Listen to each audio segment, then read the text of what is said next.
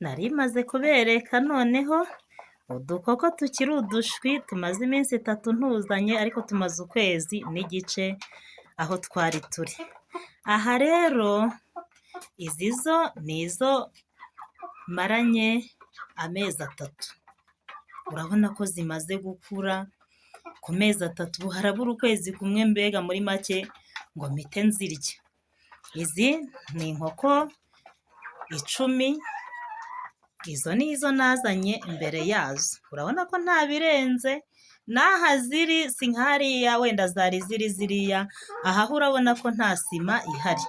Ariko muri make zirahari nta kibazo, manjwari zanjye urabona ko niyaranje ntago ari ibihenze. Izi z'ibiti indende bagiye banca 3, utu duto bakanca 5, numva ntago bihenze. Urabona nanone na burevuware yanjye, urabona ko ari ikijerekani nikatiye, ahasigaye ndagikoresha. Urumva ko ntabwo ari ibintu birenze, nta bihenze muri make. Tugerageze rero tworore kugira ngo imiryango yacu tuyigaburire amatungo tuzi neza yuko twirereye, atari amatungo atuzanira imyuka mibi y'ahandi, atari amatungo atuzanira imyuka mibi tutazi ngo iturutse hehe, ahubwo muri make izi ni roho ziba zituvuyemo, n'uwo mwuka utuvuyemo dushobora guhumeka ukigendera muri aya matungo, ejo tugahindukira tukayirira ugasanga ni ibyacu bidukurikiranye. Ariko uzacunge, hari igihe ushobora kugira gutya ukaba uguze inyama, nawe ubwawe izo nyama zikakuyobera uburyo bwazo. Urugero, mu kwezi kwa 11 nigeze kubereka inkoko yagiraga gutya, njye nari nayiguze mu isoko ari isake nzi ko igiye kubangurira inkoko yanjye yateraga. Ngiye kumva numva isake yo kugira ngo yibangurire ahubwo irateteza, birantungura cyane, ndayikamera ndavuga nti ishobora kuba ari inkunguzi pe. Ariko icyakurikiyeho narayigurishije, ariko namaze kuyigurisha nibwo nahise ngira ibyago, papa ahita yitaba Imana.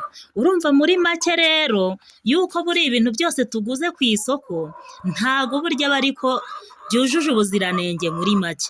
Urumva nk'umuntu ashobora kuba yarayifasha akayitongera wenda imyuka mibi ye, cyangwa se akaba ari umwuka w'ahandi yahumetse, bigasanga njye ndayiguze nta kamaro ingiriye.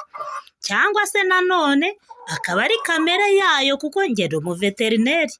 Ariko niba ndi umuveterineri nkaba nemera yuko bishobora kubaho ikigore kikagira imisemburo y'ikigabo, cyangwa se ikigabo kikagira imisemburo y'ikigore, urumva ko biba bitoroshye. Ni ukuvuga ngo iki rero, ubwo uko byagenda kose ikigore kigira ukuntu kibaho, n'ikigabo kikagira ukuntu kibaho. Niyo mpamvu rero nanjye nkubwira nti ibintu byose tugomba kubigenzura, tukagira uburyo bwabyo, tukagira uburyo tworora, ariko tukagira n'uburyo tugomba kwitondesha ibyo tubamo. Kristo Yezu akuzwe. Ngaho rero gerageza rero worore neza nta nkomyi, ugerageze worore neza nta birenze, kandi ukore ibijyanye no gushaka kw'Imana. Iyo ndi mu nkoko njye ziraza zikanyurira, kuko tuba tubanye neza, dufitanye urundi rukundo. Niyo mpamvu rero nawe woroye inka, nawe hari ukuntu uyibona, nawe woroye ingurube. Buri muntu wese itungo yisanisha naryo, ubundi naryo rikanezerwa, ubundi naryo rikishimana nawe. Urumva ko ari ibirenze muri make. Tujye tugerageza rero nk'uko tubana neza iwacu, nk'uko tubana neza n'amatungo yacu, nk'uko tubana neza n'imiryango yacu, buri kiremwa cyose, yaba ari ibimera, yaba ari aya matungo, buri kintu cyose tukibanire neza. Ikintu cyose ubanye nacyo neza kikwisanishaho, nawe ukakisanishaho, mukunga ubumwe, mukagirana urukundo. Kristo Yezu akuzwe. Roho Mutagatifu rero nabayobore, nibwo muzakora ibyo Nyagasani ashaka, nibwo mutazakora ibyo umubiri urarikira. mu Banyagalati 5:19 baratubwira ngo ibikorwa by'umubiri birigaragaza, bakabisobanura: ubusinzi, ubusambanyi, kuroga, kwangana, ubuhabara, gukurura intonganya n'ibindi nk'ibyo. Ni byinshi cyane bavuga pe. Noneho kuri 22 bakavuga ngo imbuto za roho ni urukundo, ni ibyishimo, ni amahoro, ni umutekano muri make. Ngaho rero tugerageze Roho Mutagatifu atuyobore, tureke ibyo byose byatugusha mu cyaha, tureke ubusinzi, tureke ubusambanyi, tureke ubusambo, tureke ubwibone. Ahasigaye wa mwanya twahuye n'abatugirira nabi, cyane cyane babandi batujyana mu nteko y'abaneguranye, cyane cyane za nama zicara zitwigaho nta kazi twazihaye, cyane cyane mbese muri make abo bose badufataho ijambo, abo bose badufataho umwanya.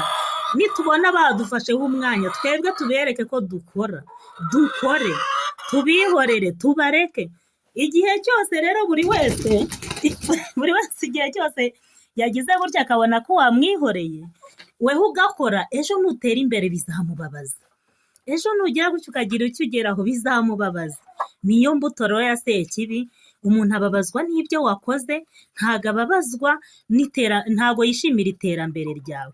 Reka rero twebwe igihe twahuye n'ibyo ngibyo, tujye duhugira mu nkoko zacu, tujye duhugira mu matungo yacu, tujye duhugira mu mirimo yacu. Cya gihe tuzabona ijambo batakirudufiteho, tuzajya twigendera, buri wese agira gutya turebe, ahubwo aba ari gukorwa n'isoni umwana kuko yadufasheho ijambo atari Imana yacu, bikarangira ibyo yifuje bitatugezeho, ahubwo bikarangira icyo Imana itwifuzaho ari cyo kitugezeho. Mureke dukorere isi nk'abayivamo, dukorere ijuru nk'abazaritaha. Kristo Yezu akuzwe. Amanutse mu ndimi zasaga n'umuriro, buri wese aboniye ingabire yagenewe. Ngwino, ngwino, ngwino, Roho w'Imana, Roho Mutagatifu, wowe utanga urukundo, roho nziza y'ubwenge. Erega n'amatungo aba akeneye ko tuyaririmbira, akishima, akanezerwa, akabyibuha. Ariko iyi minsi ya none, iyi si yacu turiho ukuntu yubakitse, ni ukuvuga ngo buri muntu wese ntanezezwa n'ibyawe, cyane cyane nk'iyo uri gusenga gutya, umuntu avuga ko wasaze. Iyo uri kuvuga iby'Imana, umuntu ntajya kwibonamo akubona ko uri umusazi, ariko hahirwa abasarira muri roho aho gusarira mu mwuka mubi. Hahirwa abasarira muri Roho Mutagatifu aho guharanira gusarira muri roho mbi, aho guharanira gusarira mu businzi, ubusambanyi, ubwomanzi n'ibindi nk'ibyo ngibyo. Mureke dusarire muri Roho Mutagatifu, kuko niwe uzatuyobora gukora icyiza, niwe uzatuyobora kugera ku ntego yacu. Abo bose rero tubima amatwi, nibavuga ko uri umusazi uzajya ubitega amatwi wicecekere, nibavuga ko byakuyobeye ubitega amatwi wicecekere. Ngaho rero njye ndi Marie Clarisse Mukandengo. Rero murabona ko itungo ryanjye mba ndi kumwe naryo, tuba twikorera akazi kacu, kandi Roho Mutagatifu akabana natwe. Kristo Yezu akuzwe. Murakoze rero, reka dusabirane, munsabire nanjye mbasabira.